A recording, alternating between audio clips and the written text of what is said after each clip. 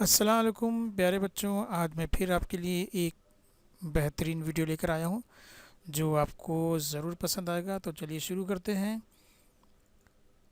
E learning teaching سیکھنے سکھانے کی دنیا پیش کرتے ہیں جماعت چہارم کے لیے، اور مضمون جو ہے وہ آج اردو رہے گا، اور نظم نمبر 15 ذرا آسماں کا سما دیکھیے۔ آج ہم اس کے سوالات و جوابات کریں گے، اور یہ سوالات و جوابات کا ویڈیو جب آپ بار بار دیکھیں گے تو انشاءاللہ آپ کو سارے سوالوں کے جوابات یاد ہو جائیں گے۔ تو چلیے شروع کرتے ہیں۔ سب سے پہلے نظم نمبر 15 ذرا آسماں کا سما دیکھیے، اور مشق میں آج کی پہلی ہدایت ہے ایک جملے میں جواب لکھیے۔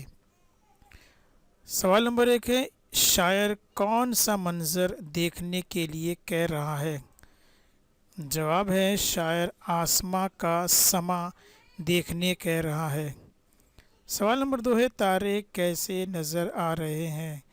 جواب ہے تارے موتی کی طرح نظر آ رہے ہیں۔ سوال نمبر 3 ہے ستاروں کو چمکتا دیکھ کر شاعر کے دل میں کیا خیال آتا ہے؟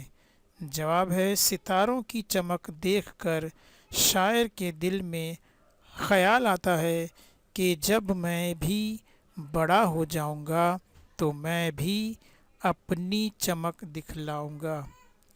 سوال نمبر 4 ہے شاعر نے ستاروں کی مسکراہٹ کسے کہا ہے؟ جواب ہے شاعر نے ستاروں کے جھلملانے کو ستاروں کی مسکراہٹ کہا ہے۔ اب یہ دوسری ہدایت ہمارے سامنے ہے سبق کی مدد سے خالی جگہوں کو مناسب الفاظ سے پور کیجیے۔ جو ہم نظم دیکھے تھے اس میں خالی جگہ جو ہے، جو اشعار رہیں گے یا مصرع رہے گا، اس میں جو لفظ غائب ہے اس کو ہمیں مکمل کرنا ہے۔ تو چلیے دیکھتے ہیں، یہاں پر دیا ہے ستاروں کا ڈیش عیاں دیکھیے۔ اب یہاں پر ایک لفظ غائب ہے، ستاروں کا ڈیش عیاں دیکھیے، لفظ کیا ہے؟ جھرمٹ۔ ستاروں کا جھرمٹ عیاں دیکھیے۔ دوسرا مصرع ہے نہ جانے ڈیش پر ہیں روشن چراغ، نہ جانے ڈیش پر ہیں روشن چراغ، جواب ہے فلک، نہ جانے فلک پر ہے روشن چراغ۔